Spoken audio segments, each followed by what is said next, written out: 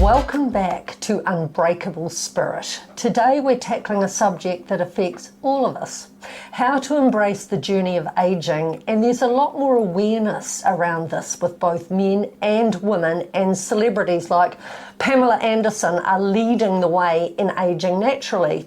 Society often tries to impose narrow beauty standards that can make us feel less as we get older. This time, let's celebrate the beauty that comes with every wrinkle and every grey hair, recognising that they tell us the story of our lives. That's right. Embracing self-acceptance is fundamental as we navigate through aging. It's about recognising that our work isn't just tied to our appearance, but rather our life experience and the wisdom we've gathered along the way. I've faced ageism and felt judged because of my look and dress. Even Hilary Barry's had her fair share of unnecessary judgments.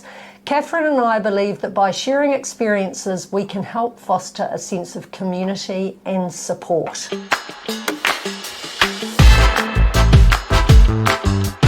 Absolutely agree, Christine. By building connections with people who uplift us and challenge societal norms, we can redefine beauty together. It's crucial to surround ourselves with those who celebrate every phase of life, creating a space for authenticity and joy. By engaging in activities and community, you resonate with your values, and it can really enhance your experience of aging. Remember, self-care and positive affirmations can be powerful tools in this journey. Taking time for yourself, whether through mindfulness, exercise, or simply enjoying the moment, can elevate your perspective on growing older. Let's lean into our experiences, embracing the lessons life has taught us and encouraging others along the way. How did I get to be 50, Christine?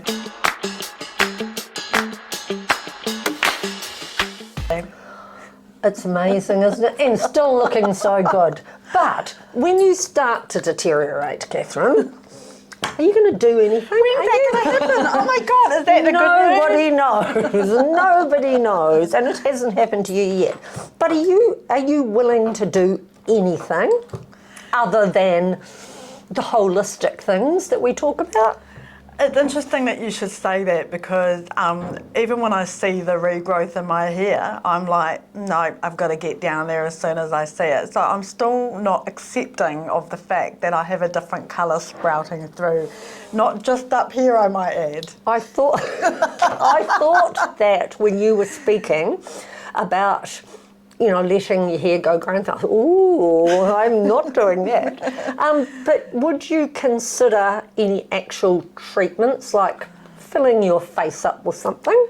Yeah, look, it's really interesting that you say that, because I've seen others do that, and I guess my fear of needles has probably put me off, as well as the fact that they don't look like who they look like. I mean, I actually have had second glances at some celebrities of late going, I agree. Oh my God, is that singer? And then I find I'm going back and having a look, and she looked a hell of a lot better than what she does right now. So it's interesting. I mean, I've learnt to celebrate all the scars that I have on my body, like, from my cesarean scar to my gallbladder scar to my appendix scar to every other scar that I've got. And, not just even scars, we are talking aging rather than just battles. So I guess from an aging perspective, your body is different. The shape is different. It hangs in different ways. We know. We'll be terrifying our younger audience. Do you know, I knew that my husband was the man for me when he said, I love women with cellulite. I think it's really beautiful. I thought, oh God, I love you. You're perfect for me. I never have to think about this again. Yeah, well, cellulite isn't actually an age thing. You get cellulite. It can happen from the time you're very young. Yeah, exactly. And I know when I first saw cellulite, I was in the gym trying to get rid of it, because that's the notation that we've been given to look like the stereotype. And if I actually look back to when I was younger, like 16, 17, and I was doing a little bit of modelling back then, I was so obsessed with my body and how I looked and how I presented. Even going to deportment school made me, I grew up in a state house, a very very poor childhood, but always with food on the table.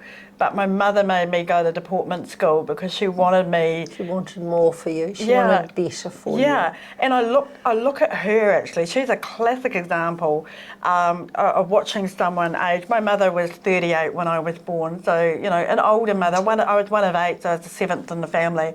But my mother never left the house without her hair looking immaculate and her lipstick and her foundation on.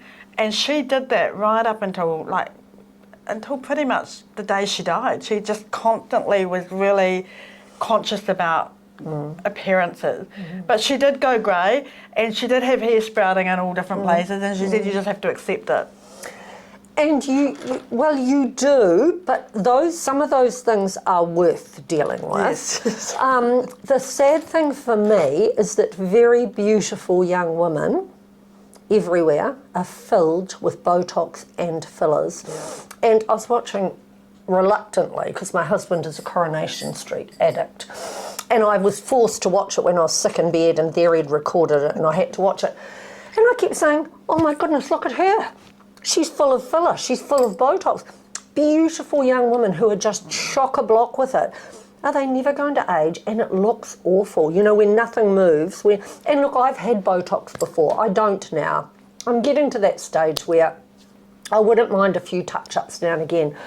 But look, it just becomes overwhelming if you try, and I don't like the idea of filler and things like that. So no, here it goes. But I do think also as you get older, my sister died 2 years ago, and she was tiny because she'd been very sick for a long time and very, very wrinkled. And she totally embraced herself. She had coloured hair, she had beautiful jewellery, she used to wear sleeveless dresses and say, I'm beautiful and you're not going to comment on my arms. I loved her confidence that she could be and do anything she wanted to. And people would stop her on the street and say, you look amazing. And she'd be on a little walker looking just incredible with her spiky hair and the rest of it being shaped, and she'd be covered in beautiful jewellery and beautiful dresses. And she didn't care about she cared, but she couldn't do anything about it. So she embraced it. Absolutely, and you've got to love yourself.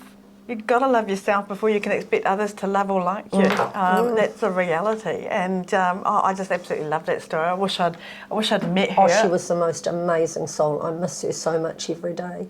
But I think we have to recognise much earlier the competition now, both once again because of social media, is just so horrible. You're seeing all these beautiful people all the time because you can apparently put something over, I don't know what it is, but you can make yourself look much better than you actually are. And a lot of young people don't realise how beautiful they are. And I remember being told off by the Chief Executive of the Prime Minister's office for distracting men in Parliament. I still look back on it and think, I was brought up to believe that I was fat and ugly, and I believed that for a very, very long time. And I never dressed for anyone else, I dressed for myself. And when they told me I was distracting men, which if they'd said that to me now, there would have been a whole different reaction, I was just astonished. You can't walk around looking like that because men can't concentrate. That truly happened to me. And I still look back and cannot believe, not that just someone would say it to me, but I didn't see myself like that. Sounds like mission accomplished to me. I don't think the men I was distracting were worth distracting, but that's not the point. You often don't see yourself like that. And I think for younger women to realise that you're beautiful forever, but often you waste all those young years thinking there's something wrong with you and looking for perfection that's never going to happen. Yeah. But no, I'm very comfortable with myself now. I've gone back to wearing exactly what I like, because where I live is more of a provincial town, and I tried to dress down when I went there because I dressed up every day that I lived in Auckland. I never left the house without my style. And when I went to Taupo, I realised it was very different, and I dressed down. Well, that's over and done with. But you still look amazing. It's interesting. I'm going to talk about my daughter, and she hates me talking about her, but she's just in her own lane. She's confident and amazing and beautiful, but beautiful without actually having to put the makeup Yeah, on. And yeah. I remember my brother in Australia, he passed away last year, but he always used to say, why do these women go and put all that stuff on their face? Why do they panel beat themselves like that? He was all about natural.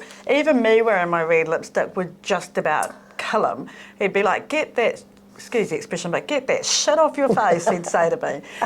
But I wear it for me. I absolutely wear it for me. I mean, that's the key. Yeah. It's nobody else that you're doing it for. No.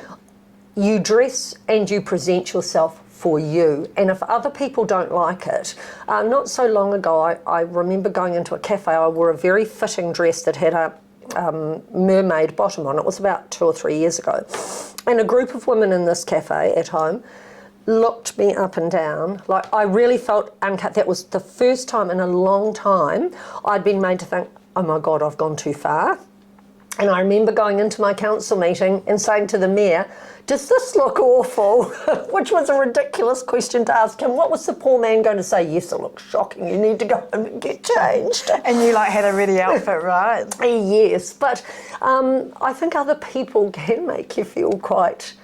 You've got to be confident about you. Do what's right for you. If for you it's no makeup and a completely casual look, go for it. Yeah. If that's what makes you comfortable. But if you love making the most of yourself, including that beautiful red lipstick, you go for that. Yeah. It's whatever makes you feel good. But young people, stop wrecking your beautiful faces and bodies. I can't believe, apparently in Australia at the moment, the most popular 18th birthday present is breast enhancement. Oh gosh. Well, I certainly could have given some away a while ago, but you know how awful that we feel that. Yeah. Yeah, it's one of the negatives, I think, of the modern world. I think there's a lot of wonderful things in the modern world, but this is one of the negatives, that we've got more and more and more obsessed with being perfect, and there is no such thing. Yeah, look, I think, like you said, you know, Botox and things like that, they have a place. And for me, it's never going to be a place that I'm interested in being in. I mean, I've seen what happens. I've also seen people go and do plastic surgery and come out looking different. I'll be honest with you, I've struggled a little bit with my wrinkles around my eyes. I know you're going to go whatever, but they're also things that have happened in my life. They're my happy lines, they're my sad lines, they're everything. I think you're going to need a smack after this session, because there's hardly anything there, and I'm not a violent person. Are we covering violence at all? But yeah, but look, I guess, yeah, I mean, it is ourselves. We're standing in our own way. You know, when we have those thoughts, like I just did with you and you just did with me, it's us in our own way, right? But you know what, Catherine? If you get older and those wrinkles get worse and you want to do something about it, you go and do it, because it's you. It's if that's what you want. Yeah. But I can tell you now, it's not necessary. Okay, well, thank you for that. But I do want to ask, I'm so intrigued to ask.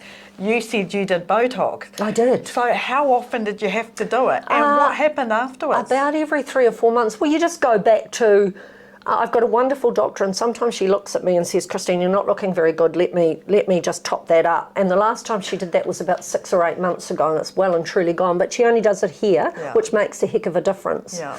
But I have to tell you what my granddaughter said to me last Christmas. They tell you the truth. She went, Nanny, turn your head to the left, turn your head to the right. She said, you're in a down glow. I said, what does that mean? She said, you're losing your looks. You've always been so pretty. But look at you, you're getting wrinkles and you've got them on both sides of your cheeks. I said, that's what happens when you're old. So they tell you. How old is your granddaughter? She was 9 at the time. Right, well, she's got a lot to look forward to. Far too observant. You showed her a picture of you at 9 and yeah, exactly. She looks like me, the poor child. What do you think the societal struggles are going to do for the next generation? I mean, you know, you and I grew up in a generation, you know, where in the 60s there was Twiggy, who was really, really skinny, and then we went into this voluptuous looking look and all that, and we've kind of been following trends, which we don't need to. We get to a point where you go, be comfortable in the skin that you're in, be comfortable with who you are. But the societal norms, I just feel are having a huge impact on mental well-being for a lot of people?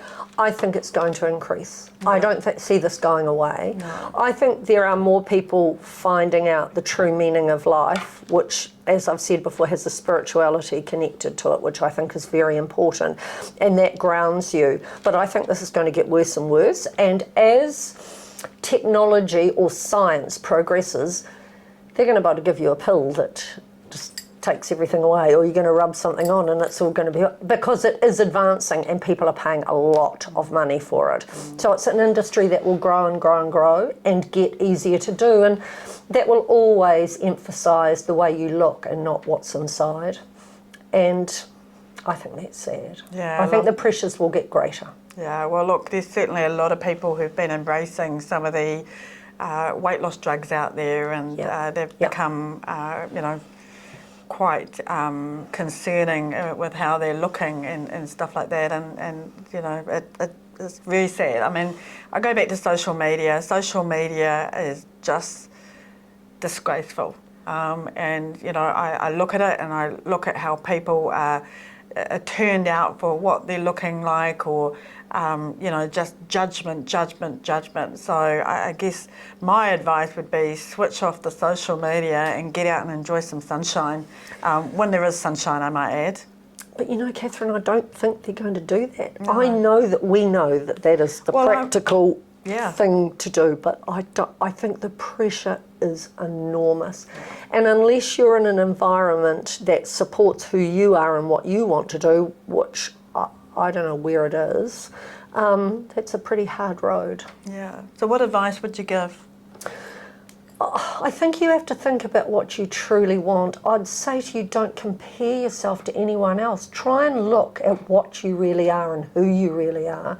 And does it matter? Beauty comes from within. You can see someone really beautiful and then you talk to them and you think, oh dear Lord, there is nothing in there.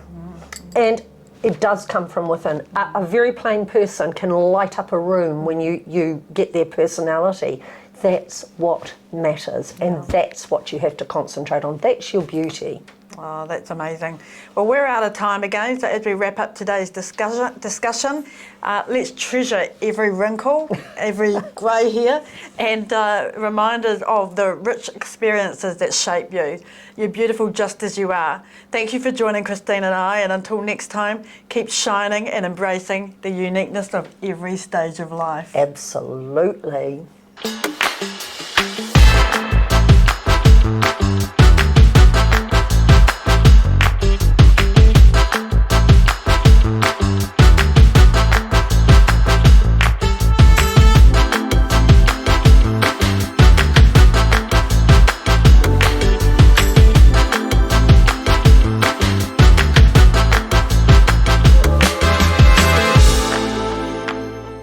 It's really interesting how people can't be in the present.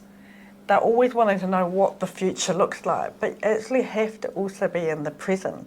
So, I mean, are you seeing that? Where I just want to be over there. I want to be over there now. And you've got to put in the work to be over there, and you've got to have a plan and a vision. To me, vision is everything. I'm very vision driven. I make all my clients absolutely vision driven, and then their organisations vision led. Because if you've got a vision, a really simple vision, and you are determined to get there, you can do it. Yeah, you will do it. And if you don't have a vision, how the heck do you think you're going to take people on a journey with you? And you're dead right. They're concentrating on today. They're not working on the business. If you're talking about business, they're working in the business, and they're not focusing on that vision. So no, they will never achieve what they otherwise could.